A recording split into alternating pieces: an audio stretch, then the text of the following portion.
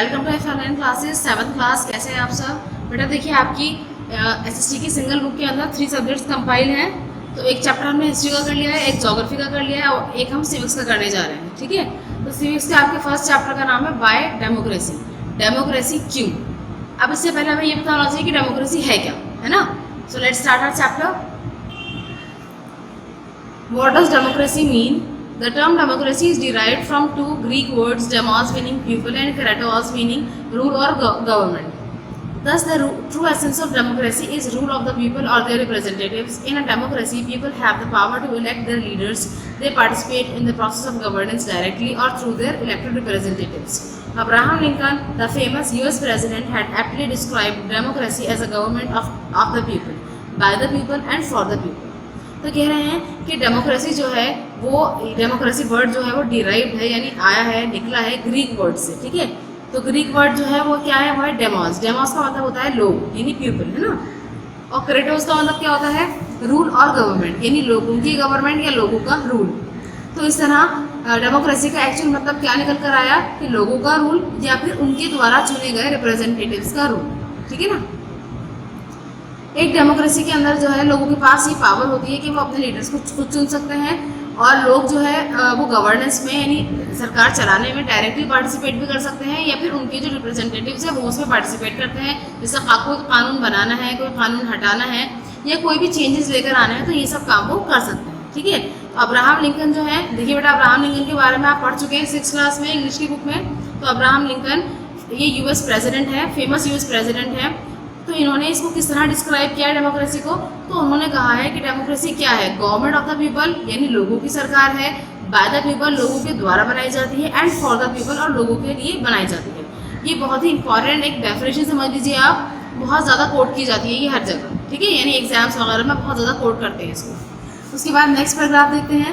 The story of modern democracy however began towards the end of 18th century in Britain. The process of limiting the power of the royal families had already begun. The British colonies in North America declared themselves independent in 1776 and adopted a democratic constitution in 1787. तो कह रहे हैं कि modern democracy की जो history है या उसकी जो स्टोरी है वो कब स्टार्ट होती है, 18वीं सदी के एंड में। ठीक है, ब्रिटेन के अंदर ये जो प्रोसेस था डेमोक्रेसी की धीरे धीरे आने का, यानी डेमोक्रेसी के आने का प्रोसेस था और वहाँ की जो रॉयल फैमिलीज थी उनकी पावर्स को लिमिटेड करने का एक जो प्रोसेस था वो स्टार्ट हो चुका था 18वीं सदी के आखिर में। ठीक है, और ब्रिटिश कॉलोनीज जो थी वो कहाँ थी, नॉर्थ अमेरिका में, यानी कुछ जो ब्रिटिश कॉलोनीज थी नॉर्थ अमेरिका में थी, उन्होंने भी अपने आप को इंडिपेंडेंट डिक्लेयर कर दिया कि हम आज़ाद हैं 1776 में, और एक बाकायदा डेमोक्रेटिक कॉन्स्टिट्यूशन को अपना लिया गया कब, 1787। ठीक है, उसके बाद आगे देखते हैं। देखिए बेटा, प्रिंसिपल्स ऑफ डेमोक्रेसी, यानी किस आधार पर मतलब डेमोक्रेसी के क्या प्रिंसिपल्स हैं या क्या सिद्धांत हैं, किस बेस पर जो है कोई डेमोक्रेसी को डेमोक्रेसी कहा जाएगा, है ना। तो देखिए ज़रा, democracy stands for the following principles, यानी डेमोक्रेसी के ये सब प्रिंसिपल्स हैं। क्या हैं? People are powerful, they elect their government, control it and remove it from power. कह रहे हैं इसके हिसाब से लोग जो हैं वो पावरफुल हैं, वो अपनी गवर्नमेंट को खुद चुन सकते हैं, उसे कंट्रोल कर सकते हैं और उसको हटा भी सकते हैं अगर वो ठीक काम ना करें। उसके बाद नेक्स्ट है, elections are held at periodic intervals in India, they are held after every 5 years। कह रहे हैं कि कुछ मतलब पीरियडिक इंटरवल मतलब कुछ समय बाद इलेक्शंस को कंडक्ट कर पाया जाएगा। इंडिया के अंदर हर 5 साल बाद इलेक्शंस होते हैं। ठीक है, आपने भी नोटिस किया होगा, हालांकि अभी आप वोट नहीं देते हैं ना। More than one political party contest election, कह रहे हैं कि एक से ज़्यादा पॉलिटिकल पार्टी जो है वो इलेक्शन में पार्टिसिपेट कर सकती है, वो तो करती है। देखिए हमारे यहाँ बहुत सारी पार्टीज़ हैं, बहुत सारी पार्टीज़ जो है वो रीजनल है, यानी सिर्फ एक स्टेट के अंदर तक लिमिटेड है, और बहुत सारी पार्टीज़ जो है वो नेशनल लेवल पर काम करती हैं। People vote on the basis of universal adult franchise, कह रहे हैं कि लोग जो है वोट देंगे किसके आधार पर, यूनिवर्सल एडल्ट फ्रेंचाइज के आधार पर, यानी ये आपका मताधिकार है कि किस एक निश्चित आयु के बाद एक एज के बाद आपको वोट देने का अधिकार हो जाएगा। तो इंडिया में इसकी जो आयु है, एज है, वो 18 है। ठीक है, पहले ये 21 थी, अब इसको घटाकर 18 कर दिया गया है। Equality is the basis of democracy, तो कह रहे हैं समानता जो है वो डेमोक्रेसी का आधार है, यानी डेमोक्रेसी के अंदर सभी समान है, कोई अमीर हो, गरीब हो, छोटा हो, बड़ा हो, सबके लिए समान नियम और कानून बनाए जाते हैं। Protection is provided to the marginalised, इसके अलावा जो ऐसे लोग हैं जो मार्जिनलाइज्ड हैं, यानी बिल्कुल किनारे पर यानी जो एसटीज़ हैं, ओबीसीज़ हैं, उनको जो है हमारा जो कॉन्स्टिट्यूशन है वो क्या करेगा, बाकायदा प्रोटेक्शन प्रोवाइड करेगा। तो देख सकते हैं आप ओबीसीज़ के लिए कितने सारे उन्होंने रिजर्वेशंस कर रखी हैं, एससीज के लिए कितनी रिजर्वेशंस कर रखी हैं, है ना। तो ये सब प्रोटेक्शन ही दे रहे हैं एक तरीके से। आपने अगर सुना हो या नहीं सुना तो मैं बता देती हूँ आपको कि जैसे आपको जॉब लेनी है, तो जॉब लेनी है अगर, तो जनरल वालों को काफ़ी टफ कंपटीशन का सामना करना पड़ता है, जनरल कैटेगरी को। और जो ओबीसीज हैं, एससीज हैं, एसटीज हैं, उनके लिए बाकायदा रिजर्वेशन भी है और मार्क्स में रिलैक्सेशन भी है। ठीक है, तो देखिए और भी ऐसे कुछ पॉइंट्स देखते हैं आगे। Citizens get rights that are protected by the state. तो कह रहे हैं कि जो सिटीजन्स के पास जो भी राइट्स हैं वो स्टेट के द्वारा उनका प्रोटेक्शन किया जाएगा। ठीक है, यानी उनकी हिफाजत की जाएगी। Safeguards contain in the constitution promote the interest of the minorities.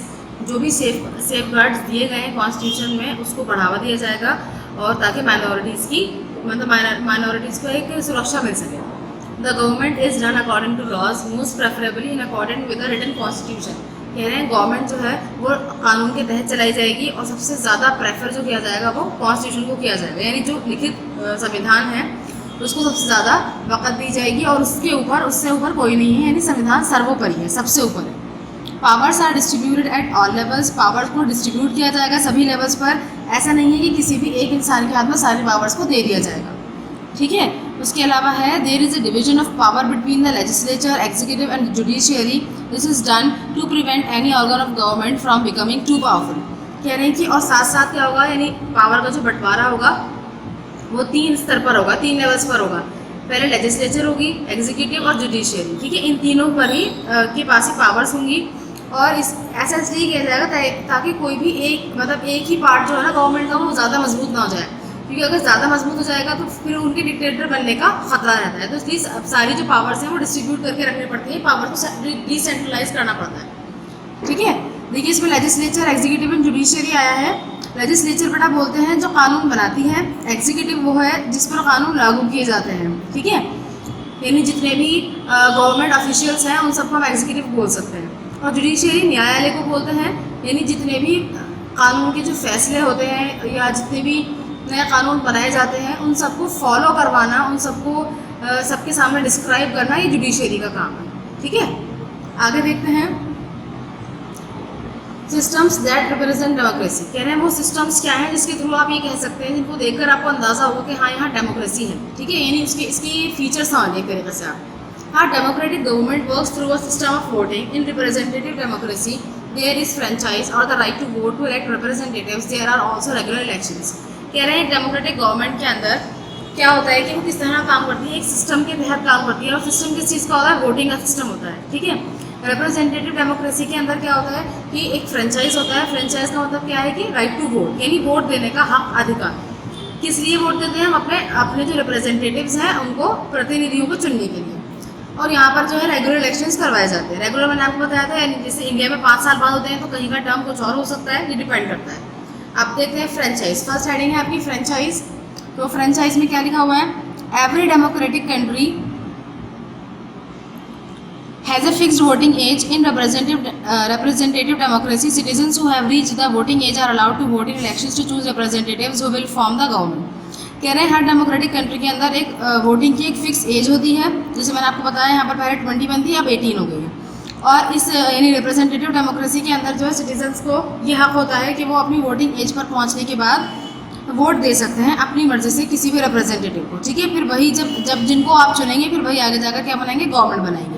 If all adult citizens have the right to vote, regardless of their race, religion, wealth, sex, etc., we say there is universal adult franchise.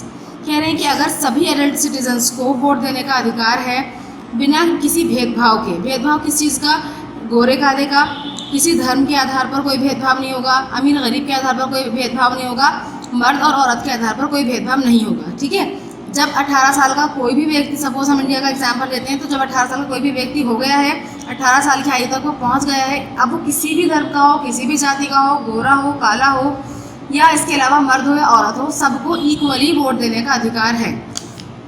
तो इसी को हम क्या बोलते हैं, universal adult franchise. ठीक है, universal यानी सबके लिए है, एडल्ट यानी जो 18 साल तक की उम्र तक पहुँच गए हैं, एडल्ट हो गए हैं, फ्रेंचाइज यानी वोट देने का अधिकार। ठीक है, इसके बाद देखिए आगे क्या है। In India, the voting age is 18 years and there is universal adult franchise. This means that all Indian citizens aged 18 years or above can vote, whether they are men or women, rich or poor, educated or illiterate. Also, no Indian citizen of voting age can be stopped from voting on grounds of race, religion, language or caste. तो आप कह रहे हैं India में voting as क्या है, 18 years है. यहाँ पर यूनिवर्सल एडल्ट फ्रेंचाइज है. इसका मतलब ये है कि इंडिया के सभी सिटीजन जो 18 साल की आयु तक पहुँच जाएंगे उनको वोट देने का अधिकार है, चाहे वो आदमी हो, औरत हो, अमीर हो, गरीब हो, पढ़े लिखे हों या इलिटरेट हों, अनपढ़ हों. ठीक है. कह रहे हैं कि किसी भी आधार पर किसी भी इंडियन सिटीजन को वोट देने से रोका नहीं जा सकता है. ठीक है. ना ही उनकी रेस के आधार पर, नस्ल के आधार पर, ना ही धर्म के आधार पर, ना ही भाषा के आधार पर और ना ही जाति के आधार पर. ठीक है. आगे देखिए political parties. Political parties. A political party is an organization of people who have similar views on political issues. Every party's aim is to contest and win elections and form the government. For this, it needs to win the people's support. In India, there are many political parties. तो कह रहे हैं कि political party क्या होती है. Political party जो है एक ऐसी पार्टी होती है, एक ऐसी organization होती है लोगों की जो same views रखते हैं. यानी किसी भी पॉलिटिकल इशू पर उनकी जो सोच है वो मिलती जुलती होती है, तो वो सभी जो है वो एक पार्टी बना लेते हैं या फिर पार्टी में शामिल हो जाते हैं. आपने देखा होगा कि कोई किसी और पार्टी का है लेकिन उसकी सोच वहाँ नहीं मिल रही तो वो दूसरी पार्टी में भी चला जाता है. ठीक है ना. उसी को हम पॉलिटिकल पार्टी बोलते हैं. तो कह रहे हैं हर पार्टी का क्या मकसद होता है कि वो कॉन्टेस्ट में पार्टिसिपेट करे और उसके बाद इलेक्शन को जीत जाए. यानी इलेक्शन में पार्टिसिपेट करे और इलेक्शन जीत जाए और गवर्नमेंट बनाए. और इसके लिए उनको क्या चाहिए होता है, उसके लिए उनको पीपल की सपोर्ट चाहिए, यानी लोगों की सपोर्ट उनको चाहिए. जैसे इंडिया के अंदर होता है, हमारे इंडिया में बहुत सारी पॉलिटिकल पार्टीज़ हैं, मैंने आपको बताया था. जैसे हमारे पास आम आदमी पार्टी है, ठीक है, कांग्रेस है, बीजेपी है, बीएसपी है. ठीक है. ऐसी बहुत सारी और पार्टीज़ हैं. If any party wins more than half the seats in the legislature, it can form the government without sharing power with any other party. The party that forms the government is called the ruling party. The other party is from the opposition. तो ये कह रहे हैं कि जब कोई भी party जीत जाती है, अगर हाफ सीट से ज़्यादा लेजिस्लेचर के अंदर, अगर सपोज 500 सीट्स हैं, 500 सीट्स में से अगर उसको 250 या 300 सीट्स मिल गई हैं, इट मीन्स कि ये विनर है ना. तो अब वो क्या बने, वो अपनी गवर्नमेंट बनाएगी, किसी से उसको पावर शेयर नहीं करनी पड़ेगी, जो उसके मकासद हैं वो उनको आराम से पूरा कर सकती है. ठीक. तो इस तरह की जो पार्टीज़ हैं जो गवर्नमेंट बनाती हैं उनको हम रूलिंग पार्टी बोलते हैं. क्या बोलते हैं? Ruling party. तो जैसे आजकल जो रूलिंग पार्टी है सेंट्रल गवर्नमेंट में वो कौन है? बीजेपी है. ठीक. उसके बाद जो और पार्टीज़ होती हैं, यानी जो जैसे बहुत सारे लोग पार्टिसिपेट करते हैं, तो अभी फिलहाल जो है ना अपोजिशन में जो पार्टीज़ होती हैं, जो पार्टीज़ नहीं जीती होती वो अपोजिशन में होती है. ठीक. यानी जो पार्टी जीत कर आ गई वो हो गई रूलिंग पार्टी. उसके सामने बैठने वाली पार्टी जो है वो अपोजिशन वाली पार्टी है, जो जीती नहीं है, जो कानून बनाने में अपना रोल तो प्ले करेंगी लेकिन उनकी कोई खास सुनी नहीं जाएगी, उनको आप अपोजिशन पार्टी बोल सकते हैं. उसके बाद आगे देखिए, if no single party wins a clear majority, 2 और more parties together form the government. This type of government is called a coalition government. कह रहे हैं कि अगर कोई भी सिंगल पार्टी क्लियर मेजॉरिटी से नहीं जीत पाती है, यानी उसको अगर 250 सीट्स नहीं मिली है या जितनी सीट्स उनको रिक्वायर है उतनी सीट्स नहीं मिली है, तो फिर वो क्या करते हैं, जो और छोटी छोटी पार्टीज होती हैं उनके साथ वो अपनी उनके साथ वो कर लेते हैं गठबंधन. ठीक है. और उसके बाद वो अपनी सरकार बना लेते हैं. इस तरह की जो गवर्नमेंट होती है उसको हम क्या बोलते हैं? कोalition गवर्नमेंट, गठबंधन की सरकार हिंदी में बोलते हैं. ठीक है बेटा. उसके बाद आगे देखिए, regular elections. In a democratic country, the government is formed for a fixed period of time. After that, there are fresh elections. If the people are satisfied with the government, they may vote it back to power. If not, they may change the government. In India, elections to the central and state legislatures are held at least once every 5 years. तो कह रहे हैं कि democracy के अंदर क्या होता है? रेगुलर इलेक्शंस होते हैं. एक डेमोक्रेटिक कंट्री के अंदर गवर्नमेंट को बनाने के लिए एक गवर्नमेंट का जो टाइम पीरियड है वो फिक्स्ड है. ठीक है. तो हमारे इंडिया में 5 ईयर्स है. तो कह रहे हैं उसके बाद 5 साल बाद दोबारा से फ्रेश इलेक्शंस करवाए जाएंगे, और अगर लोग पुराने वाली गवर्नमेंट से सेटिस्फाई हैं तो फिर वो उसी को दोबारा चुन सकते हैं. ठीक है. और अगर नहीं सेटिस्फाई हैं तो वो अपनी गवर्नमेंट को चेंज भी कर सकते हैं. तो इंडिया के अंदर जो इलेक्शंस करवाए जाते हैं सेंटर और स्टेट लेजिस्लेचर्स के आधार, सेंटर और यानी केंद्र और राज्य सरकारों के, तो वो हर 5 साल बाद करवाए जाते हैं. Some other forms of government. बेटा देखिए, यहाँ तक हमने जो अब तक पढ़ा वो हमने डेमोक्रेसी के बारे में पढ़ा, लेकिन ऐसा नहीं है कि सिर्फ गवर्नमेंट चलाने का जो तरीका है वो सिर्फ डेमोक्रेसी ही है. इसके अलावा भी कुछ और तरीके हैं. वो देखिए कौन कौन से तरीके हैं. Democracy is not the only system of government. 2 important systems of government other than democracy और मोनार्की एंड डिक्टेटरशिप. तो कह रहे हैं डेमोक्रेसी ही अब एक रोज़ा तरीका नहीं है सरकार चलाने का. 2 और इम्पॉर्टेंट सिस्टम्स हैं जिनमें जो कौन कौन से हैं, मोनार्की एंड डिक्टेटरशिप। अब देखते हैं मोनार्की और डिक्टेटरशिप क्या है। Monarchy, in this form of government a monarch, a king और queen has absolute power and the power to rule for life. Monarchy is generally hereditary. When the monarch dies, usually the eldest son of the monarch automatically becomes the next ruler. तो कह रहे हैं कि monarchy यानी इस form, government की इस form के अंदर एक मोनार्क होता है। मोनार्क बोलते हैं कोई, मतलब कोई भी राजा हो सकता है या कोई महारानी या रानी भी हो सकती है। उसके पास सारी पावर्स होती हैं और उसकी सारी की सारी पावर जो है वो उसकी पूरी जिंदगी तक रहती है। ठीक है, यानी ऐसा नहीं है कि 5 साल बाद खत्म हो जाएगी, 10 साल बाद खत्म हो जाएगी, पूरी लाइफ तक वो महारानी या महाराजा रहेंगे। और मोनार्की के अंदर क्या होता है, मोनार्की जो है वो क्या है, हेरिडेटरी है। हेरिडेटरी का मतलब है कि पहले अगर किसी के पापा जो है वो राजा है तो उनका बेटा फिर दोबारा राजा बनेगा, फिर उसका बेटा राजा बनेगा, फिर उसका बेटा राजा बनेगा। यानी किसी भी बाहर के इंसान को रूल करने का कोई अधिकार नहीं होता। ठीक है, चाहे उनका बेटा इस काबिल हो या ना हो, लेकिन वही राजा बनेगा। वो भी कौन बनेगा, जब मोनार्क यानी जब जैसे राजा की डेथ हो गई तो उनका जो बड़ा बेटा होगा उसको मोनार्क बना दिया जाएगा। ठीक है, खुद ब खुद ही वो अगला रूलर बन जाएगा। In a monarchy, the monarch alone decides how much freedom to give to the people. In a constitutional monarchy, however, the monarch shares power with the people. तो अब कह रहे हैं कि एक मोनार्की के अंदर क्या होता है, मोनार्क के पास सारी पावर होती है, सारी डिसीजन टेकिंग पावर होती है उसके पास, और वही जो है ये डिफाइन करता है कि कितने, मतलब लोगों को कितनी आज़ादी दी जाएगी, कितने वो आज़ाद रहेंगे, कितना वो बोल सकते हैं, कितना वो पार्टिसिपेट कर सकते हैं। बस अगर उसकी मतलब उसके खिलाफ कोई नहीं जा सकता।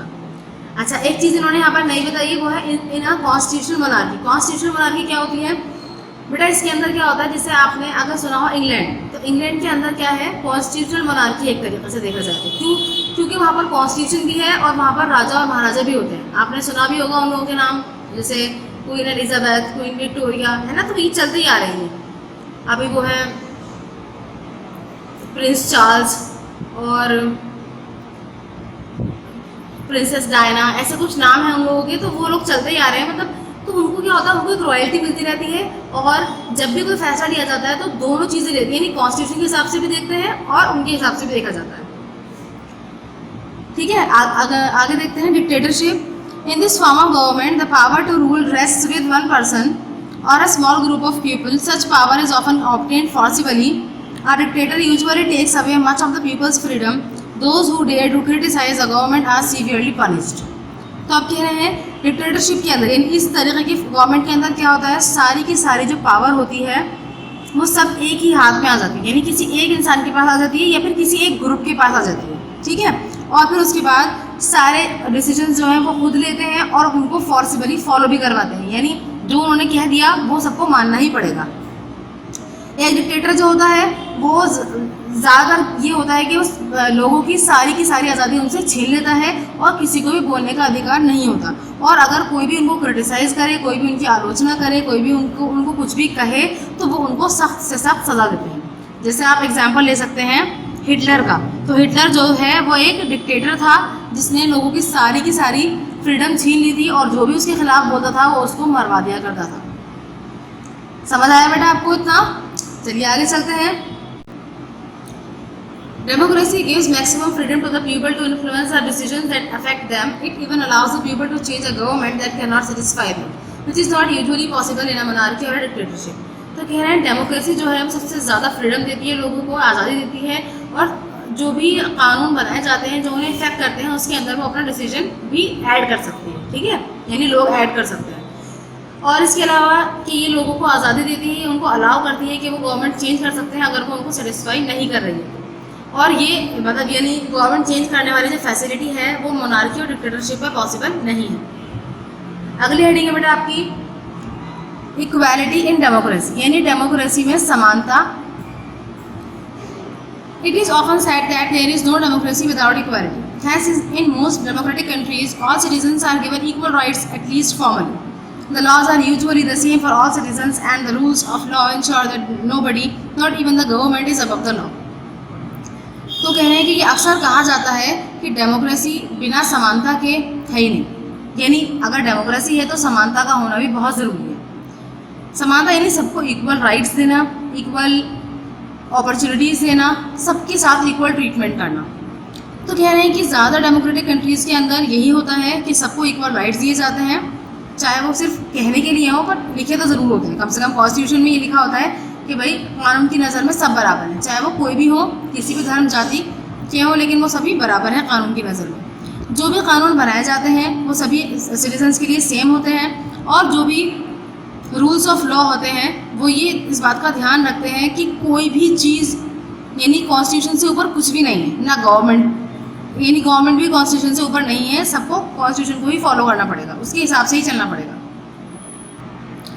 In many countries, democracy includes giving equal opportunities to all citizens to get education, earn a living, use public facilities, and so on. In these countries, discrimination on the basis of race, religion, wealth, sex, etc. is discouraged. The government often takes steps to reduce social and economic inequalities so all citizens can live with dignity. तो कह रहे हैं बहुत सारी countries के अंदर democracy ये इस बात का भी ध्यान रखती है कि सबको इक्वल अपॉर्चुनिटीज़ दी जाएँ। अभी बताया था मेरे बेटा आपको, ये सभी सिटीजन्स को एजुकेशन लेने का अधिकार है, वो अपनी जीविकापार्जन कर सकते हैं, यानी कमा सकते हैं, ठीक है, पब्लिक फैसिलिटीज़ का इस्तेमाल कर सकते हैं, और इसके अलावा जो भी है वो सबके लिए इक्वली अवेलेबल है। हमारे इन कंट्रीज़ में क्या ध्यान रखा जाता है कि किसी के साथ भी डिस्क्रिमिनेशन ना हो, भेदभाव ना हो, किस आधार पर, ना नस्ल के आधार पर, ना धर्म के आधार पर, ना दौलत के आधार पर, और ना ही लिंग के आधार पर। इस बात को बहुत डिस्करेज किया जाता है कि अगर उनके साथ भेदभाव किया जा रहा है, यानी इस बात को बिल्कुल भी वो बढ़ने नहीं देते, ठीक है ना। और गवर्नमेंट जो है वो ऐसे स्टेप्स को अक्सर लेती रहती है जो सोशल और इकोनॉमिक इनइक्वालिटीज़ को ख़त्म करें और सबको बराबर लेकर आ जाए, ताकि सभी जो सिटीजन्स हैं वो बहुत इज्जत के साथ और एहतराम के साथ रह सकें।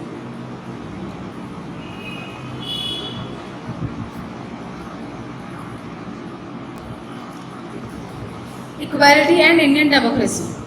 India is a democratic country. We have universal adult franchise, hence every adult citizen can vote, no matter what his or her race, religion, language, caste, wealth, sex or level of education may be. Moreover, every person's vote carries equal weight regardless of his or her social or economic status. तो कह रहे हैं India जो है वो एक democratic country है, लोकतांत्रिक देश है। हमारे यहाँ पर क्या है, यूनिवर्सल एडल्ट फ्रेंचाइज है, किसी भी सिटीजन के साथ किसी भी आधार पर कोई भेदभाव नहीं है, सबको इक्वली वोट देने का अधिकार है, ठीक है। ये मैं आपको बता चुकी हूँ, कल भी आया था ये। इसके साथ साथ हर इंसान के वोट का जो वेट है, यानी उसका जो वजन है, उसकी जो वैल्यू है वो इक्वल है, यानी एक इंसान के वोट की वैल्यू एक इंसान ने अगर वोट दिया है तो वो एक ही काउंट किया जाएगा। ऐसा नहीं है कि अगर कोई गरीब इंसान है तो वो 10 इंसान मिलकर वोट देंगे तब एक काउंट होगा, और अमीर जो है उसका एक इंसान का एक वोट काउंट होगा, ऐसा नहीं है। ऐसा कुछ कंट्रीज़ में पहले हुआ करता था, लेकिन अब काफ़ी हालात बेहतर हैं।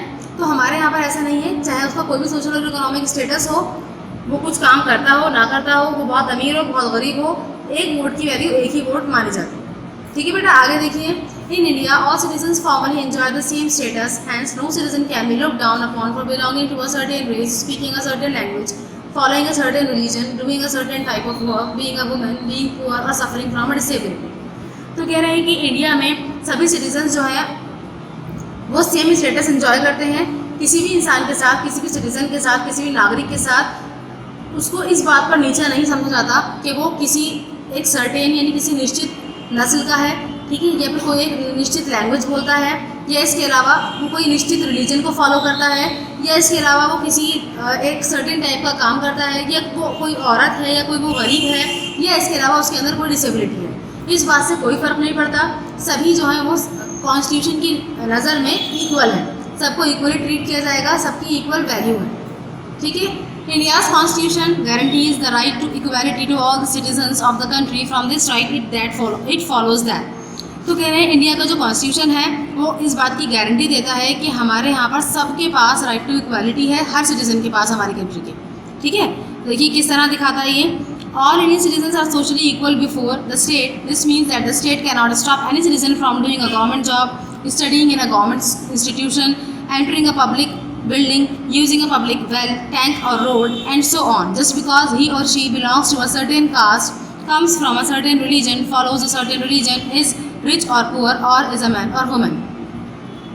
तो क्या कह रहा है हमारा कॉन्स्टिट्यूशन कि भारत के सभी निवासी जो हैं वो सोशली इक्वल हैं कानून की नज़र में, ठीक है, यानी स्टेट के सामने सब इक्वल हैं। इसका मतलब यह है कि स्टेट किसी भी इंसान को कि किसी भी सिटीज़न को कोई गवर्नमेंट जॉब करने से नहीं रोक सकता। कुछ क्राइटेरियाज़ हैं, अगर आप उनको फुलफ़िल करते हैं तो आप किसी भी धर्म के हों, जाति के हों, किसी भी नस्ल के हों, मर्द हों या औरत हों, अमीर हों या गरीब हों, आप वो जॉब कर सकते हैं। ठीक है, किसी भी गवर्नमेंट इंस्टीट्यूशन में आप पढ़ सकते हैं, किसी भी पब्लिक बिल्डिंग में आप इजीली एंटर कर सकते हैं, चाहे कोई पब्लिक वेल बोलते हैं बेटा, कुआं वगैरह होता है ना गाँव में, तो पब्लिक अगर वेल है यानी सरकार ने अगर बनवा रखा है तो ऐसा नहीं है कि वो सिर्फ कुछ ही लोग उसका इस्तेमाल करेंगे, सबके लिए वो अवेलेबल हो, चाहे वो टैंक हो, चाहे वो कोई सा भी रोड हो। देखिए आपने देखा है ना भाई, रोड पे जब गाड़ियाँ निकलती तो आज थोड़ी है कि भाई इस धर्म के लोग इस रोड पर चल सकते हैं, इस धर्म के लोग नहीं चल सकते, तो वो किसी भी धर्म के हों, किसी भी जाति के हों, सबके लिए बराबर अपॉर्चुनिटी है।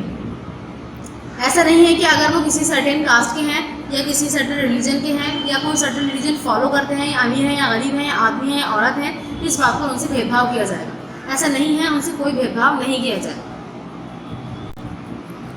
All Indian citizens are equal before the law and enjoy equal protection within Indian territory, and every citizen, be it the president or any ordinary person, has to obey the same laws. तो कह रहे हैं सभी Indian citizens जो हैं वो कानून के सामने बराबर हैं और वो सब इक्वल प्रोटेक्शन को एंजॉय करते हैं। इक्वल प्रोटेक्शन यानी इंडियन टेरिटरी के अंदर रहते यानी इंडियन बाउंड्री के अंदर रहते हुए आप सबको इक्वली प्रोटेक्ट किया जाएगा। ऐसा नहीं है कि किसी एक धर्म के लोगों को प्रोटेक्ट करेंगे और किसी दूसरे धर्म के लोगों को मार दिया जाएगा।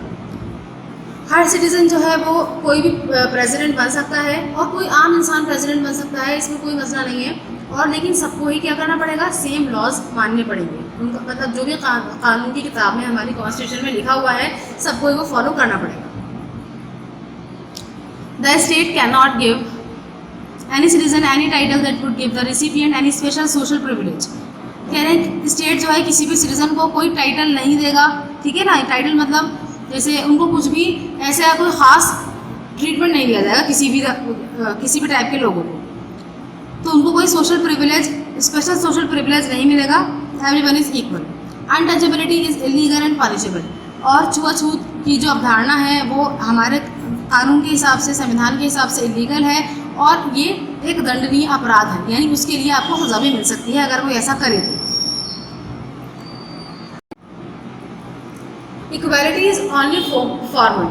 Our constitution gives us the right to equality, but this does not mean that inequality does not exist in our country anymore. It only means that our constitution formally accepts the principle of equality. This can discourage the government from discriminating, but not the society. In daily life, we still find many examples of inequality.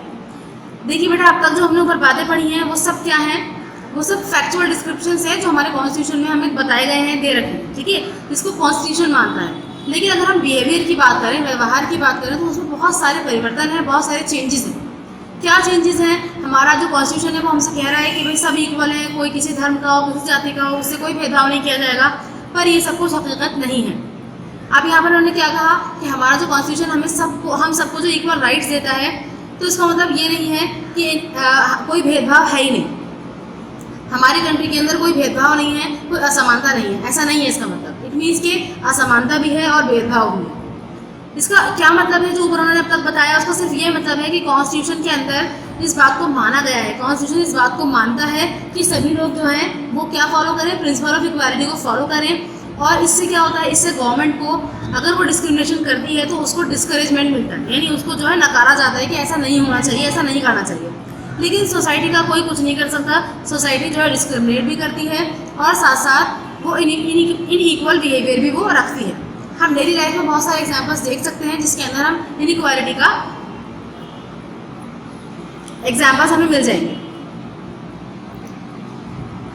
We find that poor people cannot get good medical and education facilities for want of money. The government provides such facilities at cheap rates, but these are neither equally available nor equally good everywhere. Often they are not as good as the private facilities, which are very expensive. Also, there are always many people trying to get the cheap government facilities. Those who depend on their daily earnings cannot afford to spend long hours waiting in queues to avail of these facilities. They have to go hungry for the day if they do not go to work. अभी कह रहे हैं कि हमने अक्सर ये देखा है जो गरीब लोग हैं, जो पुअर पीपल हैं, वो अच्छी मेडिकल फैसिलिटीज़ या एजुकेशन फैसिलिटीज़ को नहीं प्राप्त कर पाते हैं, यानी नहीं ले पाते हैं। क्यों? क्योंकि अगर उन्हें अच्छी फैसिलिटीज़ चाहिए तो उनको क्या देना पड़ेगा, पैसा देना पड़ेगा। और मसला तो यही है कि उनके पास पैसा नहीं है, तभी तो वो पुअर हैं, यानी पुअर पीपल हैं। तो अब गवर्नमेंट ने ये चीज़ें प्रोवाइड तो करवा रखी हैं बहुत ही सस्ते रेट्स पर, लेकिन इसके अलावा भी ना वो इक्वली अवेलेबल नहीं है, ठीक है, और ना ही वो इक्वली गुड है। यानी जैसे आप एग्जांपल लीजिए गवर्नमेंट स्कूल्स का, तो गवर्नमेंट स्कूल्स हम जहाँ देखते हैं, आपने देखा होगा गवर्नमेंट स्कूल और प्राइवेट स्कूल में क्या डिफरेंस है, आप अच्छे से जान सकते हैं। आपके घर में बहन भाई होंगे जो गवर्नमेंट स्कूल में पढ़ते हैं और आप प्राइवेट स्कूल में पढ़ते हैं, तो आप आराम से देख पाते हैं उनमें डिफरेंस को, ठीक है। और जो अच्छे बड़े प्राइवेट स्कूल्स होते हैं उनकी फीस भी बहुत हाई फाई होती है और साथ साथ फिर वो अच्छे से ट्रीटमेंट भी देते हैं, बहुत अच्छे से ध्यान भी रखते हैं। लेकिन गवर्नमेंट स्कूल्स में क्या होता है, वहाँ पर क्या अब तो खैर फिर भी बहुत ज़्यादा बेहतर हालात हो गए हैं, लेकिन पहले क्या होता था कि टीचर को पता ही नहीं स्टूडेंट आ रहा है नहीं आ रहा है, फिर टीचर क्लास में नहीं आ रहा है, तो इस तरह की चीज़ें जो हैं वो सबको अवेलेबल नहीं हो पाती हैं। फिर अगर हम बात करते हैं शहरों की, तो शहरों में बहुत अच्छे स्कूल्स हैं, यानी गवर्नमेंट स्कूल्स भी बहुत अच्छे हैं। जैसे आप अपने आसपास के स्कूल्स देखिए, गवर्नमेंट स्कूल्स बहुत अच्छी बिल्डिंग्स हैं, बहुत अच्छे टीचर्स भी हैं, बहुत अच्छे प्रिंसिपल्स हैं, स्ट्रिक्ट हैं। लेकिन अगर आप गाँवों की बात करें, यानी अगर आप रूरल विलेजेस में जाएँ तो वहाँ पर क्या होता है, वहाँ पर बैठने की जगह नहीं है, ठीक है, जगह है तो डेस्क नहीं है, डेस्क है तो पानी भर रहा है, मतलब इस तरह की सिचुएशन चलती रहती है। तो यानी यही कह रहे हैं कि अक्सर ऐसा होता है कि उनको जो है गुड प्राइवेट फैसिलिटीज़ मिल नहीं पाती, क्योंकि वो उनको जो है अफोर्ड नहीं कर सकते, जो बहुत एक्सपेंसिव हैं, ठीक है ना। और अगर वो चीप गवर्नमेंट फैसिलिटीज़ लेना चाहते हैं तो उसके लिए बहुत लंबा वक्त दरकार होता है। जैसे आप एग्जांपल ले लीजिए हॉस्पिटल्स का, अगर आपको हॉस्पिटल जाना है, ज़रा सी अगर कोई बीमारी भी अगर आपको दिखाने के लिए जाना है तो आपका पूरा दिन वहाँ लग जाएगा, इतनी लंबी लंबी क्यूज़ होती हैं। उसके बाद फिर वहाँ पर आपको डॉक्टर से बात करनी है, डॉक्टर फिर कभी सुनते हैं ध्यान से कभी नहीं सुनते हैं, फिर उसके बाद आपको दवाई की लाइन में लगना पड़ता है और आपका पूरा का पूरा दिन वहाँ पर खर्च हो जाता है। और जो गरीब इंसान है वो क्या करता है, बेचारा रोज़ काम करता है, रोज़ खा पाता है ना, यानी रोज़ की कमाई होती है उसकी, अगर वो एक दिन हॉस्पिटल में लगा देगा तो उसके पास खाने के लिए पैसे वो कमा नहीं पाएगा, यानी उस दिन उसको भूखा रहना पड़ेगा। तो इस तरीके से हम कह सकते हैं कि ये जो अपॉर्चुनिटीज़ हैं ये इक्वली अवेलेबल नहीं है, ये सिर्फ कहने की बात है। आगे देखते हैं,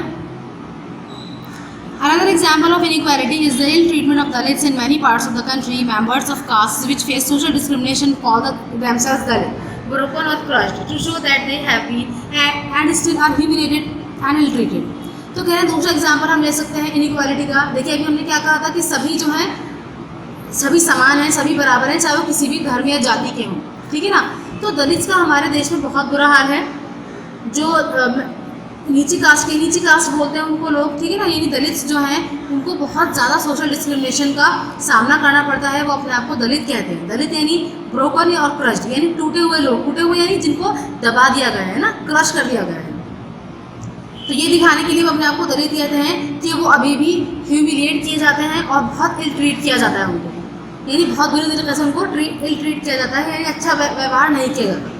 In some schools, Dalit students are not allowed to sit with other students. They are also often beaten without reason. Some teachers even wash the stick with which a Dalit is beaten, because they consider a Dalit's touch is impure. Dalit author Om Prakash Valmiki, in his book Jhutan, A Dalit's Life, has described now he has made to sweep his school courtyard instead of being taught with his classmates. तो अब कह रहे हैं कि कुछ schools में भी ऐसा व्यवहार किया जाता है। जो दलित स्टूडेंट्स हैं उनको, जो ऊंची कास्ट के लोग हैं, ऊंची कास्ट के जो स्टूडेंट्स हैं उनके साथ बैठने का अधिकार नहीं है। अगर वो लोग सीट्स पर बैठे हैं तो दलित्स को नीचे ज़मीन पर बैठना पड़ेगा, ठीक है। और इवन वो अपनी मैट भी नहीं बिछा सकते। कहीं कहीं पर तो ऐसा है कि वो ज़मीन पर ही बैठेंगे, कहीं कहीं पर उनको मैट बिछाने की परमिशन दे रखी है। तो कह रहे हैं कि उनको बिना वजह पीटा जाता है और वो सवाल नहीं कर सकते कि हमें क्यों मारा जा रहा है। और कुछ टीचर्स ऐसा करते हैं, ऐसा डिस्क्रिमिनेशन करते हैं कि जिस स्टिक से वो उनको मारते हैं तो फिर उस स्टिक को वो क्या करते हैं, धोकर लेकर आते हैं, क्योंकि उनका ये मानना है कि दलित का जो टच है, यानी अगर दलित ने किसी चीज़ को टच कर लिया तो वो अपवित्र हो गई, अब उसको वो इम्प्योर हो गई, उसको हमें प्योर करना पड़ेगा। दलित ऑथर है ओम प्रकाश वाल्मीकि, उन्होंने एक बुक लिखी है झूठन। तो उस बुक के अंदर उन्होंने एक दलित की ज़िंदगी के बारे में बताया है, कि उन्होंने अपने बारे में बताया है कि किस तरह उनको जब वो स्कूल जाते थे तो सब बच्चों के आने से पहले उन्हें स्कूल पहुंचना पड़ता था और पूरे स्कूल की सफाई करनी पड़ती थी, ठीक है। और उनके जो क्लासमेट्स थे वो क्लास में बैठकर पढ़ते थे और उन्हें स्कूल की सफाई करनी पड़ती थी, इवन वॉशरूम्स तक उनको साफ़ करने पड़ते थे। देखिए बेटा, फिर भी हम बहुत बेहतर कंडीशंस में हैं। यहाँ के स्कूल्स में ऐसा नहीं है। इवन अगर दलित हैं तो भी उनको जो है गवर्नमेंट एक्स्ट्रा स्कॉलरशिप्स भी देती है, पैसे देती है ना, रिजर्वेशन मिलता है उनको जॉब्स में। लेकिन बहुत सारे इलाके अभी भी ऐसे हैं जो बहुत ही ज़्यादा बैकवर्ड हैं और वहाँ पर अभी भी ये सब चीज़ें फॉलो होती हैं। एक एग्जांपल मैं देती हूँ आपको, जैसे ज़्यादातर गाँवों में जो जहाँ कास्ट सिस्टम को बहुत ज़्यादा मानते हैं, इवन सभी जगह मानते हैं मेरे ख्याल से, तो उस वहाँ पर क्या होता है बेटा, अगर कोई, पहली बात तो ये कि कोई दलित जो है वो अमीर हो ही नहीं सकता, उसकी हालत इतनी ख़राब रखते हैं कि वो कभी अमीर हो ही नहीं सकता। और गलती से अगर वो अमीर हो भी गया तो उसको वो इज्जत नहीं मिल सकती जो नॉर्मली ऊंची कास्ट वाले लोगों को मिलती है। तीसरी बात कि जो भी फैसिलिटीज़ ऊंची कास्ट वाले लोगों के पास है वो उनके पास नहीं आ सकती। आप 2-3 साल पहले का एक केस है, न्यूज़पेपर में आया था कि एक दलित ने एक घोड़ा खरीद लिया था और वो घोड़े मतलब उसको वहाँ की जो ऊंची कास्ट के लोग थे यानी जो जनरल कैटेगरी के लोग थे उन्होंने उस घोड़े को और उस दलित को दोनों को मार दिया कि ये हमारी बराबरी कर रहा है और ये जो है घोड़ा लेकर आया है। ठीक है, तो अब देखिए ये इक्वालिटी हुई, वो अपने पैसों से लेकर आया है तो वो कुछ भी करे, किसी को क्या मतलब है इस बात से, ठीक है ना। लेकिन ऐसा नहीं होता, लोग इस बात को हजम नहीं कर पाते, ठीक है ना। आगे देखिए, स्ट्रगल फॉर इक्वालिटी। बेटा बहुत पुराने समय से जो है ना बहुत सारे स्ट्रगल्स चलते आ रहे हैं। कहीं पर जैसे हमारे इंडिया में तो कास्ट सिस्टम चलता है यानी कास्टिज्म चलता है, लेकिन ज़्यादातर बाहर की जो फॉरेन कंट्रीज़ हैं उनके अंदर क्या चलता है, रेसिज्म चलता है। रेसिज्म का मतलब क्या है कि वहाँ पर वो नस्लवाद चलाते हैं, नस्लवाद के हिसाब से श्वेत और अश्वेत यानी गोरे और काले। तो उनके हिसाब से काले जो हैं वो सिर्फ खिदमत करने के लिए इस दुनिया में आए हैं और वो जो है गोरों से कभी भी ऊपर नहीं पहुँच सकते, ना पोस्ट में, ना एजुकेशन में, ना सोशल और फाइनेंशियल कंडीशन में। तो ये तो पूरे वर्ल्ड में चलता है, लेकिन हमारे इंडिया में मैंने आपको बताया कि हमारे इंडिया में क्या चलता है, कास्टिज्म चलता है, ऊंची कास्ट और नीची कास्ट यानी इनइक्वालिटी पूरी दुनिया में ही है। तो इस इनइक्वालिटी को ख़त्म करने के लिए बहुत सारे स्ट्रगल्स किए गए हैं, बहुत सारी जद्दोजहद की गई हैं, आंदोलन चलाए गए हैं, तो उन्हीं के बारे में यहाँ पर उन्होंने लिख रखा है। तो स्टार्ट करते हैं। As there are inequalities, there are also struggles to win rights. People hope that such struggles will convert the formal equality granted by the Constitution into real equality. Such struggles promote respect for people's dignity and strengthen democracy. One example is the struggle of displaced tribal people who set up the Tawa Matsya Sangh. तो कह रहे हैं कि जिस तरह हमारे यहाँ पर इनइक्वालिटीज़ विद्यमान है, अवेलेबल है, प्रेजेंट है, तो ऐसे ही इसी तरह जो है बहुत सारे स्ट्रगल्स भी हैं, बहुत सारी जद्दोजहद भी है अपने अधिकारों को जीतने के लिए, ठीक है ना। तो लोग इस बात की उम्मीद करते हैं कि यही स्ट्रगल्स हमें इस बात को हमें क्या कर मतलब ये स्ट्रगल्स किस काम आ सकते हैं, जो फॉर्मल इक्वालिटी कॉन्स्टिट्यूशन में दी गई है यानी सिर्फ कहने की जो इक्वालिटी है उसको वाकई इक्वालिटी में बदला जा सके, यानी वाकई लोगों को समान अधिकार प्राप्त हो सके। तो इस तरह के जो स्ट्रगल्स हैं वो लोगों के बीच में लोगों के लिए एक उनकी इज्जत दिलवाने का, डेमोक्रेसी को मजबूत करने का एक उदाहरण होते हैं। तो एक एग्जाम्पल उन्होंने लिया है, एक स्ट्रगल है ये डिस्प्लेस्ड ट्राइबल पीपल, यानी जो ट्राइबल पीपल बेटा उनको बोलते हैं जो जंगलात में रहते हैं ना, यानी शेड्यूल्ड ट्राइब्स बोलते हैं इनको, ठीक है। तो उनको हटा दिया गया था और वहाँ पर तवा मत्स्य संघ, तो वहाँ पर जो है ना ये मतलब ये उस स्ट्रगल का नाम है। क्या स्ट्रगल है वो देखते हैं। The TMS is an organization consisting of several fishing cooperatives. It was set up by the tribals who had to move out to their lands due to the building of a dam on the river Tawa in Madhya Pradesh and the creation of wildlife sanctuaries in the Satpura forest region. कह रहे हैं TMS जो है वो एक organisation है, उसके अंदर बहुत सारे फिशिंग कॉपरेटिव्स हैं। फिशिंग कॉपरेटिव्स का मतलब क्या हुआ बेटा, यानी फिशिंग जो है वो एक बहुत बड़ा बिजनेस है। अब आप देखिए हमारे घरों में फिशेज आती हैं, तो ऐसे ही बहुत बड़े बड़े लेवल पर फिशिंग मतलब पूरे वर्ल्ड में ही फिश खाई जाती है। इसके अलावा जो है उससे कॉड लिवर ऑयल बनता है, उसकी स्किन से बहुत सारी चीज़ें बनती हैं, तो यानी एक बड़ा बिजनेस हो गया ये, है ना। तो TMS के अंदर बहुत सारे कॉपरेटिव्स यानी बड़े बड़े लोग शामिल थे। उन्होंने क्या करा, उन्होंने ट्राइबल जो यानी उस एरिया में जो रहने वाले लोग थे उनको उनकी ज़मीनों से निकाल दिया, ठीक है ना। और ये कहा, ये कह करके कि यहाँ पर जो है एक डैम बनाया जाएगा रिवर तवा के ऊपर। तवा एक रिवर है, कहाँ पर है वो, मध्य प्रदेश में है ना। तो डैम बनाते हैं जहाँ कोस्टल एरिया में, यानी जहाँ पर पानी होगा यानी जहाँ कोई नदी होगी वहीं तो बनाया जाएगा ना डैम। तो यहाँ पर डैम बनाया जाएगा तवा रिवर के लिए मध्य प्रदेश में। और इस साथ साथ वहाँ पर वाइल्ड लाइफ सेंचुरी भी बनाई जाएगी सतपुड़ा फॉरेस्ट रीजन में। The displaced people depended heavily on their earnings from fishing in the reservoir formed by the dam. अब क्या करें, अब जो लोग वहाँ से हटाए जा रहे हैं तो उनका क्या काम था, उनका यही काम था कि वो भी फिशिंग करते थे, यानी मछलियाँ पकड़कर उनको बेचते थे, उनकी अर्निंग यहीं से होती थी।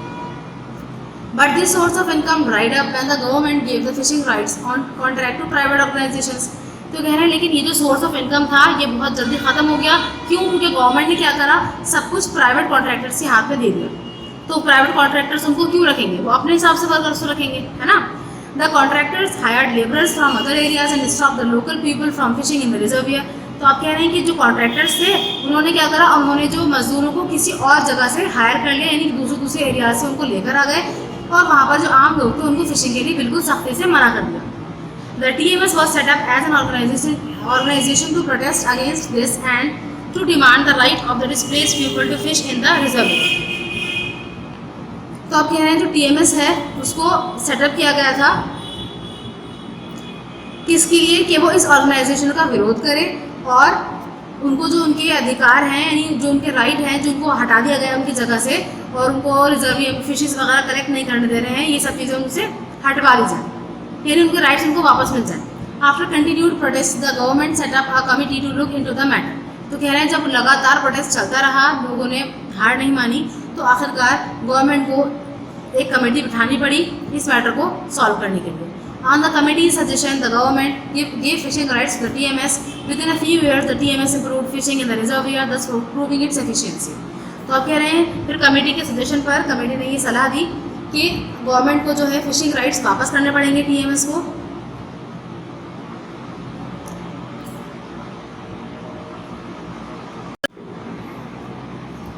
एक एग्जाम्पल लिया है इन्होंने एक स्ट्रगल का. तो वो स्ट्रगल क्या था कि जो ट्राइबल पीपल थे उनको डिस्प्लेस किया जा रहा था यानी उनकी जगह से उनको हटाया जा रहा था. जिन लोगों ने क्या बना रखा था, एक तवा मत्स्य संघ बना रखा था यानी TMS बना रखा था. तो देखिए जरा क्या स्ट्रगल था वो. तो TMS is an organisation consisting of several fishing cooperatives. तो कह रहे हैं TMS जो है एक ऑर्गेनाइजेशन थी जिसके अंदर बहुत सारे फिशिंग कोऑपरेटिव्स थे. It was set up by the tribals who had to move out of their lands due to the building of a dam on the river Tawa in Madhya Pradesh and the creation of wildlife sanctuaries in the Satpura forest region. तो अब कह रहे हैं कि ये जो बनाया गया था ट्राइबल्स के द्वारा, इसको बनाया गया था जिन लोगों को हटाया जा रहा था उनकी ज़मीनों से. किस लिए हटाया जा रहा था? क्योंकि वहाँ पर कोई डैम बनना था. ठीक है ना, एक रिवर थी, तवा रिवर है, तो तवा रिवर मध्य प्रदेश में, उस रिवर के ऊपर एक डैम यानी बांध बनाया जा रहा था, इसलिए लोगों को उनकी जगह से हटा रहे थे. और साथ साथ वहाँ पर एक वाइल्ड लाइफ सेंचुरी भी बनाई जा रही थी सतपुड़ा फॉरेस्ट रीजन में. The displaced people depended heavily on their earnings from fishing in the reservoir formed by the dam. तो कह रहे हैं कि जो वहाँ से हटाया डिस्प्लेस्ड पीपल थे यानी जो ट्राइबल पीपल थे वो अपनी अर्निंग के लिए इसी फिशिंग पर डिपेंड करते थे उस रिजर्वियर में. यानी जैसे फॉर्म डैम के अंदर क्या होता है, जो पानी आता है ना बहुत तेज़ बहाव के साथ, तो उसको जो है इकट्ठा कर लेते हैं, इकट्ठा हो जाता है वो पानी, तो उसमें फिशेस भी आती हैं. तो ये उस पर डिपेंडेंट थे उस फिशिंग पर. But this source of income dried up and the government gave the fishing rights on contract to private organisations. तो कह रहे हैं लेकिन फिर ये जो सोर्स ऑफ इनकम था ये नहीं रह पाया क्योंकि गवर्नमेंट ने क्या करा, गवर्नमेंट ने प्राइवेट कॉन्ट्रैक्टर्स को यहाँ पर डैम बनाने का कॉन्ट्रैक्ट दे दिया और फिशिंग राइट्स भी उनको ही दे दिए सारे. The contractors hired laborers from other areas and stopped the local people from fishing in the reservoir. Contractors ने क्या किया, दूसरे एरिया से लेबरर्स यानी मजदूरों को हायर किया और वहाँ के जो मेन लोग थे उन लोगों को फिशिंग से वहाँ बिल्कुल मना कर दिया यानी रोक दिया उनको. The TMS was set up as an organization to protest against this and to demand the right of the displaced people to fish in the reservoir. TMS जो है वो इसलिए बनाया गया था, ये ऑर्गेनाइजेशन इसलिए बनाई गई थी ताकि वो इस बात की मुखालफत कर सकें, प्रोटेस्ट कर सकें और साथ साथ अपने अधिकार की मांग कर सकें, है ना, कि हमें भी वहाँ पर फिशिंग करने दी जाए. After continued protests, the government set up a committee to look into the matter. On the committee's suggestion, the government gave fishing rights to the TMS. Within a few years, the TMS improved fishing in the reservoir, thus proving its efficiency. तो कह रहे हैं कि जब लगातार protest चलता रहा तो गवर्नमेंट ने एक कमेटी बनाई ताकि वो इस मसले का हल निकाल सके. तो कमेटी के सजेशन पर गवर्नमेंट को ये जो फिशिंग राइट्स थे वो TMS को वापस देने पड़े और कुछ ही सालों में TMS ने वहाँ की जो फिशिंग थी उसको, रिजर्वियर की फिशिंग को बहुत इम्प्रूव कर दिया और अपनी एफिशिएंसी, काबिलियत को उन्होंने दिखा दिया.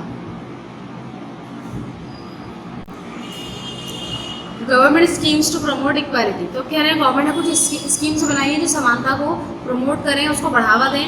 There are several laws in India to protect the citizens right to be treated equally. There are also laws to prevent the unequal treatment of persons who are in a disadvantageous position. तो कह रहे हैं कि government ने बहुत सारे laws, कानून बना रखे हैं जो सिटीजन्स की इक्वालिटी को, राइट टू इक्वालिटी को या right to be treated equally को प्रोटेक्ट करते हैं, इनका बचाव करते हैं. साथ साथ अगर उनके साथ अनइक्वल ट्रीटमेंट किया जाता है तो उसके लिए भी उन्होंने बहुत सारे कानून बना रखे हैं, यानी सज़ा भी मिल सकती है लोगों को इसके लिए. और जो डिसएडवांटेजेस पोजीशन है उनकी, उसको सुधारने के लिए, यानी जो बहुत ज़्यादा पिछड़े हुए लोग हैं, बहुत पुअर हैं, उनको सुधारने के लिए भी गवर्नमेंट ने बहुत सारे काम कर रखे हैं. क्या क्या काम है? India's constitution allows special benefits to be given to some disadvantaged members of the society such as the Dalits. तो कह रहे हैं कि भारतीय संविधान के अंदर दलित्स को स्पेशल बेनिफिट्स दिए गए हैं ठीक है ना। या इसके अलावा और जो डिसएडवांटेज मेंबर्स हैं जिनको फ़ायदे नहीं मिले हैं अब तक, तो उनको बहुत सारे फेवर्स दिए गए हैं। This is to help them to gradually attain a social and economic status equal to that of the rest of the society. तो कह रहे हैं ऐसा इसलिए किया गया है ताकि धीरे धीरे जो है वो एक सोशल और इकोनॉमिक स्टेटस गेन कर सकें और बाकी सोसाइटी के बराबर आ सकें, यानी मेन स्ट्रीम के साथ आकर साथ चल सकें। The government runs various schemes for this purpose. On one of these is the scheme for providing the mid day meal to students in schools. This has many advantages. तो कह रहे हैं कि जो गवर्नमेंट है उसने बहुत सारे वेरियस प्रोग्राम्स और स्कीम्स चला रखी हैं इस मकसद के लिए। तो उनमें से एक स्कीम है मिड डे मील, है ना। मिड डे मील आपने सुना होगा, स्टूडेंट्स को स्कूल में दोपहर का खाना दिया जाता है। दोपहर का खाना तो मतलब दोपहर ज़रूरी नहीं है, सुबह का स्कूल अगर है तो तब भी उनको मिड डे मील प्रोवाइड किया जाता है, ठीक है। और इसके बहुत सारे फ़ायदे हैं। बहुत सारे जो गरीब बच्चे हैं, एक बार रीड कर लेते हैं इसको। Many poor children who do not get enough food are encourage to attend school in the hope of a free meal. Students of all castes take the meal together, and often Dalit women are employed to cook the meal. All this helps reduce caste discrimination. Sometimes, however, we hear of students refusing to eat food cooked by Dalits, and Dalit students being made to sit apart at meals. Such things will not stop when we change our attitudes. तो अब ये कह रहे हैं कि जो बहुत सारे गरीब बच्चे हैं जिनको प्रॉपर खाना या काफ़ी खाना नहीं मिल पाता, तो वो लोग स्कूल आने के लिए एनकरेज होते हैं कि कम से कम उन्हें स्कूल में खाना तो मिलेगा। देखिए बेटा, कुछ बेसिक ज़रूरतें होती हैं, एजुकेशन जो है वो अब शामिल कर दी गई है, लेकिन जिस इंसान का पेट खाली होता है तो उसे पढ़ने लिखने की कोई वैल्यू समझ में नहीं आती, है ना। यानी जो बहुत गरीब है उसके पेट में पहले वो सोचेगा पहले मेरा पेट भरे, यानी मेरे पेट में कुछ जाए। तो बिल्कुल बेसिक ज़रूरतों को ध्यान में रखते हुए सरकार ने ये चीज़ चलाई है ताकि बच्चे कम से कम खाने के लालच में स्कूल आएँ और वो पढ़ भी लें और खा भी लें, और उनका जो माल न्यूट्रिशन जो चिल्ड्रन है वो थोड़ा सा बेहतर उनकी हेल्थ हो सके, ठीक है। साथ साथ और ये फ्री मील है जो स्कूल उनको देता है। स्टूडेंट्स जो है वो सभी कास्ट के होते हैं स्कूल में, तो सभी बैठकर साथ खाना खाते हैं। इवन जो दलित वुमेन है यानी दलित औरतें जो हैं उनको काम दिया जाता है इस बेस पर कि वो खाना बनाएंगे, ठीक है। तो ये सब काम किस लिए है, ताकि जो कास्ट डिस्क्रिमिनेशन है उसको कम से कम किया जा सके, सब एक साथ यानी सबके साथ सबका विकास हो सके। लेकिन कभी कभी ऐसा भी होता है, कई सारे स्टूडेंट्स ऐसे हैं वो खाने से मना कर देते हैं, क्योंकि वो ये कहते हैं कि ये जो खाना है किसी दलित ने बनाया है तो ये खाना हम नहीं खा सकते। कहीं कहीं पर ये भी देखा गया है कि दलित स्टूडेंट्स जो हैं वो अलग बैठते हैं, यानी उनको अलग बढ़ाया जाता है बाकी कास्ट वालों से, ठीक है। तो ये सब चीज़ें जो हैं जब तक नहीं रुक सकती जब तक कि हमारा एटीट्यूड चेंज ना हो। तो सबसे पहले हमें अपने एटीट्यूड को चेंज करना पड़ेगा ताकि ये जो कास्ट डिस्क्रिमिनेशन है ये हमारी सोसाइटी से ख़त्म हो सके। Inequalities in other democratic countries. तो बेटा देखिए, असमानताएं जो हैं दूसरी डेमोक्रेटिक कंट्रीज़ में भी हैं। मैंने आपको बताया था असमानता लगभग पूरे ही विश्व में फैली हुई है। कहने की बातें कुछ और है और करने की कुछ और, ठीक है। Social inequalities are not unique to India. We find them in several other democratic countries as well. For example, there is still some discrimination against African Americans in the USA. This is true even though a civil rights movement in the 1950s led to the passing of the Civil Rights Act of 1964, which forbade discrimination based on race, color, religion or national origin. Hence, as in India, struggles for equality are necessary in democratic countries across the world. तो अब कह रहे हैं कि social inequalities जो है यानी असमानताएं जो है सामाजिक असमानताएं वो सिर्फ इंडिया में ही नहीं है, बहुत जो पूरे वर्ल्ड की बहुत सी कंट्रीज़ हैं वहाँ पर भी अवेलेबल हैं। हम ये पाते हैं कि जो दुनिया की बहुत सारी डेमोक्रेटिक कंट्रीज़ हैं वहाँ पर भी ये सब विद्यमान है। एग्जाम्पल के लिए हम देखते हैं कि कुछ डिस्क्रिमिनेशन जो है वो अफ्रीकन अमेरिकन के साथ होता है यूएसए में, यानी अमेरिका में। देखिए बेटा, अमेरिका में अफ्रीकन पहुँचे कैसे, पहले आप ये सोच सकते हैं। तो उस ज़माने में जब ये काफ़ी पुरानी बात है, यानी इंडस्ट्रियलाइजेशन से पहले की बात है, तो वहाँ पर क्या होता था, अफ्रीका से लोगों को लेकर जाया जाता था, उनको ख़रीद कर लेकर जाते थे, ठीक है ना, यानी जहाज़ों में भर भर के उनको लेकर जाते थे उनसे कारखानों में काम करवाने के लिए। तो जब वो लोग वहीं पर बस गए तो उनकी फैमिलीज़ वहीं पर एस्टेब्लिश हो गई। अब उनके साथ बुरा व्यवहार किया जाता है कि अभी वो ये मानते हैं, यानी पहले भी वो यही मानते थे लेकिन अभी भी इस बात को मानते हैं कि जो गोरे लोग हैं वो सर्वोपरि हैं, वो ऊपर हैं और उनको जो है काले लोगों पर अधिकार करने का हक़ है, उनको अपना गुलाम बनाने का हक़ है। तो ये सब बातें जो हैं इसको अब नकारा जा रहा है, लेकिन ये सिर्फ कहने की बातों में नकारा जा रहा है, हालांकि बिहेवियर में बहुत कुछ अलग है। तो कह रहे हैं अभी भी जो है सच है कि सिविल राइट्स मूवमेंट 1950 में ये हुआ था। फिर उसके बाद क्या हुआ, उससे एक लॉ यानी कानून बनाया गया, सिविल राइट्स एक्ट बनाया गया 1964 में, जिसके थ्रू ये कहा गया है कि भाई कोई भी तरह का डिस्क्रिमिनेशन नहीं होगा, ना ही कोई नस्लवाद होगा, ना ही कोई रंग भेद की नीति अपनाई जाएगी। ना ही किसी धर्म के आधार पर किसी से भेदभाव किया जाएगा, और ना ही ये कहा जाएगा कि भाई ये किसी दूसरे ऑरिजिन का है, यानी दूसरे राष्ट्र का है, दूसरे देश का है, तो उससे इस बात पर भी कोई भेदभाव नहीं किया जाएगा। ठीक है, ये एक्ट बनाया गया है। लेकिन तब भी ऐसा नहीं कि बहुत अच्छे हालात हैं, यानी जैसे वही हम कह रहे हैं ना कि सिर्फ फॉर्मल बातें हैं, हालांकि हकीकत कुछ और है। Hence, as in India, struggles for equality are necessary in democratic countries across the world. तो कह रहे हैं जिस तरह इंडिया में स्ट्रगल्स चलते रहते हैं इक्वालिटी के लिए, तो ऐसे ही वर्ल्ड की सभी डेमोक्रेटिक कंट्रीज़ के अंदर जो है स्ट्रगल्स चलते रहते हैं। अब आप ये कहेंगे कि सिर्फ डेमोक्रेटिक कंट्रीज़ में चलते रहते हैं, तो हाँ, क्यों? क्योंकि डेमोक्रेटिक कंट्रीज़ में ही उनको इतनी इजाज़त दी जाती है कि वो कम से कम स्ट्रगल कर सकें, गवर्नमेंट को क्रिटिसाइज़ कर सकें। नहीं तो अगर मोनार्की और डिक्टेटरशिप की बात हम करें तो वहाँ किसी को बोलने का हक ही नहीं है, सब कुछ चुप रहना है, जैसा कहा जाए वैसा ही करना है। तो ये चैप्टर आपका कंप्लीट हो गया है। आई होप आपको समझ आया होगा। देखिए बेटा, एसएसटी के चैप्टर्स तो लेंथी होते हैं, पूरी वीडियो ध्यान से सुनिएगा, ये नहीं कि आप सब कुछ स्किप करके आगे पहुँच जाएँ। ठीक है, अब हम इसका काम करेंगे, मीनिंग जो भी इसके अंदर हमें वर्क दे रखा है, प्रैक्टिस क्वेश्चंस दे रखे हैं, फिर आपसे जो भी है अगर वर्क वो हम करेंगे। ये पढ़ लेते हैं। रोज़ा parks, Rosa Parks, she refused to give up her seat in a bus so that a white woman could sit, as blacks were expected to do. This started a year-long bus boycott, which was part of the American Civil Rights Movement of the 1950. तो अभी हमने पढ़ा कि America में civil right movement चलाई गई थी 1950 में, जिसका 1964 में कानून बना था, है ना। तो इसकी स्टार्टिंग कहाँ से हुई थी? कह रहे हैं रोज़ा पार्क, यानी जो लेडी है इनका नाम क्या है? रोज़ा पार्क, और ये एक ब्लैक वुमन है। तो इन्होंने क्या किया था, इन्होंने बस में क्या होता था यूएसए में कि अगर बस में सफ़र कर रहे हैं लोग, ठीक है, तो अगर काले लोग बैठे हुए, यानी कोई अगर नीग्रो बैठा हुआ है सीट पर और कोई अगर वाइट आ गया, यानी वाइट मैन कोई आ गया या वाइट लेडी कोई आ गई, तो उसको खड़ा होना पड़ेगा, उनको सीट देनी पड़ेगी, ठीक है, यानी एहतराम में। तो इन्होंने उनको सीट देने से, यानी एक वाइट लेडी थी बस में, वाइट मैन था, उसको सीट देने से इन्होंने मना कर दिया था। तो ये एक वजह बनी थी, पूरे 1 साल का बस बायकॉट चलाया गया था। उसके बाद जाकर के सिविल राइट मूवमेंट चलाया गया 1950 में, जिसके बाद एक एक्ट बन गया 1964 में। ठीक है बेटा, तो ये आपका चैप्टर कंप्लीट हो गया। ये एग्जाम्पल मैंने आपको दे दिया है। आप चलिए आगे देखते हैं। देखिए बेटा, जल्दी से फटाफट, ये इसके अंदर आपको क्या करना है, क्वेश्चन आंसर्स हैं आपके, टिक द करेक्ट ऑप्शंस हैं, ठीक है, फिलअप्स वगैरह ये सब फिल करने हैं हमें। तो फर्स्ट क्वेश्चन देखिए, व्हाट इज़ डेमोक्रेसी? डेमोक्रेसी क्या है? इसका आंसर आ जाइए पेज 138 पर। देखिए बेटा, इसका आंसर आप यहाँ से लिखना स्टार्ट करेंगे। The term democracy is derived, यहाँ से स्टार्ट करेंगे, और थर्ड लाइन में लिखा हुआ है रिप्रेजेंटेटिव्स, यहाँ तक, ठीक है। ये हो गया आपका A1। उसके बाद सेकंड क्वेश्चन देखिए, व्हाट इज़ मोनार्की? तो मोनार्की का बताया था मैंने आपको क्या होता है ये, है ना। तो इसको देखिए, इसका आंसर पेज 139 पर। इसका आंसर आप यहाँ से लिखेंगे मोनार्की, ये हेडिंग डली हुई है ना, तो आप ऐसी हेडिंग डाल करके और इसको पूरा लिख देंगे, पूरी डेफिनेशन को, बिकम्स द नेक्स्ट रूलर तक। ये हो गया आपका A2, ए का second answer. Third answer question देखिए बेटा, थर्ड क्वेश्चन है व्हाट इज़ डिक्टेटरशिप? इसका आंसर के लिए भी पेज 139 पर आ जाइए। ये देखिए बेटा, डिक्टेटरशिप यहाँ पर हेडिंग है, तो डिक्टेटरशिप आप लिखना शुरू करेंगे यहाँ से, इसकी हेडिंग बना करके लिखेंगे और यहाँ तक लिखेंगे सीवियरली पनिश्ड। ये हो गया आपका A का थर्ड आंसर।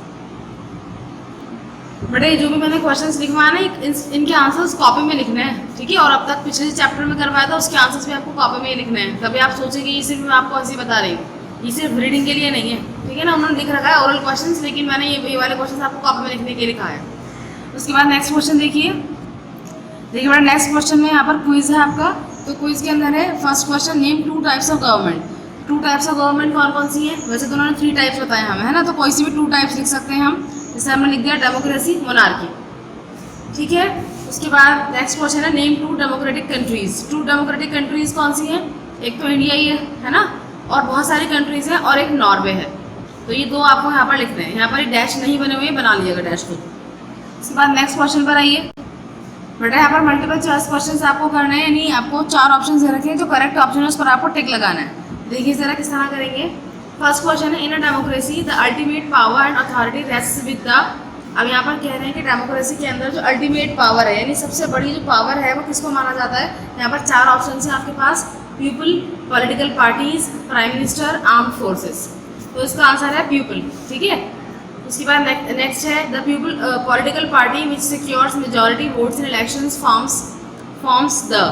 कह रहे हैं जो पॉलिटिकल पार्टी सबसे ज़्यादा वोट्स लेकर आती है, यानी मेजॉरिटी वोट्स से जीतती है, तो वो क्या सिक्योर करती है ज़्यादा और क्या बनाती है? तो डेमोक्रेसी बनाती है, अपोजिशन बनाती है, गवर्नमेंट बनाती है, डिक्टेटरशिप बनाती है, तो वो गवर्नमेंट बनाती है। ठीक है, यहाँ पर टिक कर लीजिए। उसके बाद थर्ड है in a democracy equality comprises. कह रहे हैं कि डेमोक्रेसी के अंदर इक्वालिटी कंप्राइज, यानी इक्वालिटी का मतलब है, क्या मतलब है? किस इक्वालिटी की बात कर रहे हैं? Political, social and economic equality, ये है इसका आंसर। ठीक है बेटा, तो क्योंकि ये यहाँ पर जितने भी ऑप्शंस हैं तो उनमें सबसे ज़्यादा इक्वालिटी के ऑप्शन इसमें ही है, तो इसलिए यही इसका आंसर है। उसके बाद फोर्थ देखिए, dignity and respect of every individual in a democratic society is. तो कह रहे हैं कि इज्जत और मतलब रिस्पेक्ट और डिग्निटी जो है वो हर इंडिविजुअल का हर इंडिविजुअल के लिए डेमोक्रेटिक सोसाइटी के अंदर क्या करवाई जाती है? नेगलेक्ट की जाती है, उसको नकार दिया जाता है, या लापरवाही की जाती है उसके लिए, या उसको इग्नोर कर दिया जाता है, या कहा जाता है कि हाँ होनी चाहिए, या फिर इंश्योर किया जाता है। इंश्योर किया जाता है बेटा कि क्योंकि अभी हमने इतने सारे इक्वालिटी के वो पढ़े हैं कि मतलब हमारा जो डेमोक्रेटिक कॉन्स्टिट्यूशन है वो हमें कितनी ज़्यादा इक्विटी की बात बताता है कि कोई भी इंसान हो, किसी भी धर्म का हो, किसी भी जाति का हो, किसी भी लिंग का हो, तो वो बिल्कुल इक्वल है, तो ये इंश्योर करवाता है। ठीक है, तो इस पर हम टिक लगाएंगे। इसके बाद आगे देखिए बेटा फिलअप्स में आपको क्या करना है। यहाँ पर फर्स्ट ब्लैंक में है, blank is a base of democracy. Democracy का बेस क्या है? इक्वालिटी है, क्योंकि उन्होंने कहा था कि अगर इक्वालिटी नहीं है तो समझिए डेमोक्रेसी भी नहीं है, हमने पढ़ा था ना पीछे अभी स्टार्टिंग में ही। उसके बाद देखिए our country India is a democratic country, हमारी कंट्री डेमोक्रेटिक कंट्री है। In a democratic country the government is form for a limited period of time. कह रहे हैं डेमोक्रेटिक कंट्री के अंदर जो गवर्नमेंट्स बनाई जाती हैं वो लिमिटेड पीरियड ऑफ टाइम्स के लिए बनाई जाती हैं, यानी उनका टाइम स्पैन जो है वो फिक्स होता है, यानी 5 साल के लिए बनी है या 10 साल के लिए बनी है, ये सब जगह का अलग अलग होता है। और ज़रूरी नहीं है कि अगर ये 5 साल के लिए बन गई है तो अभी ख़त्म नहीं हो सकती। जैसे कोalition गवर्नमेंट होती है तो वो सरकार गिर भी सकती है, या अगर वो कोई ऐसा ज़्यादा ही मतलब परेशान कर रही है लोगों को तो भी उसको हटाया जा सकता है। चलिए उसके बाद फोर्थ देखिए, आप political parties and organisation of people who have similar views on political issues.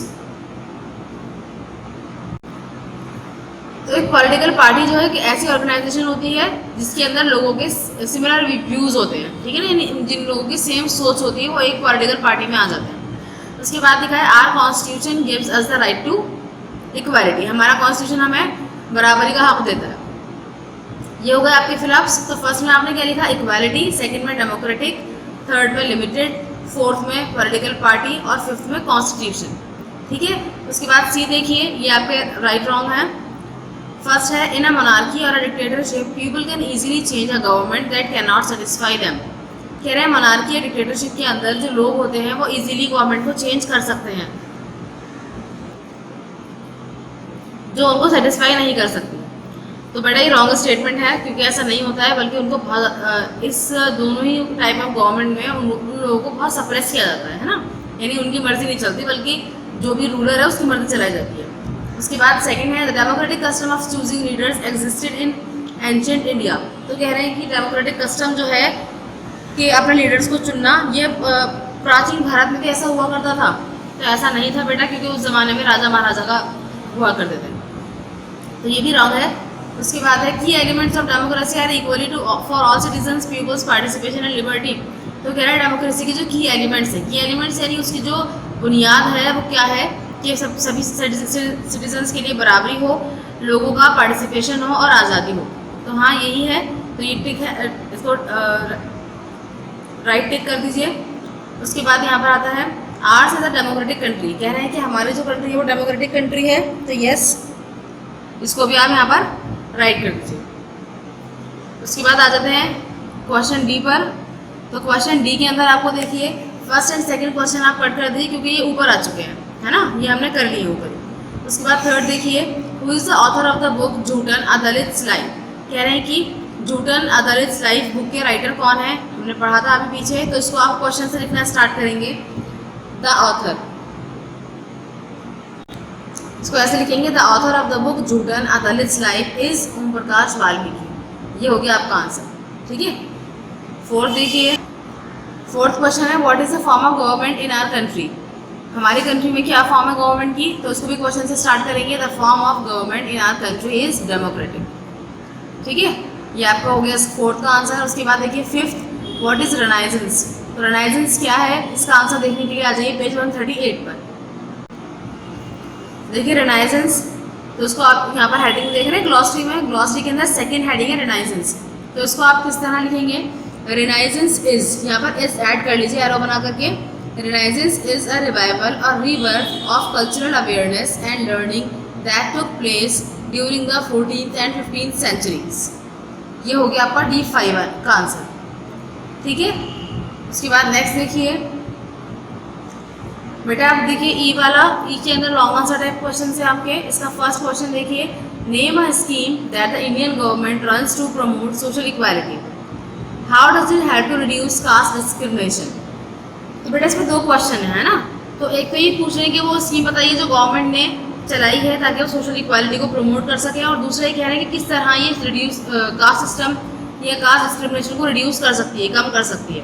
तो देखिए फर्स्ट क्वेश्चन का आंसर तो बहुत सिंपल सा है, आप इसको इस तरह लिखेंगे अपनी कॉपी में, mid day meal is a scheme that the Indian government runs to promote social equality. एक क्वेश्चन का आंसर ये हो गया।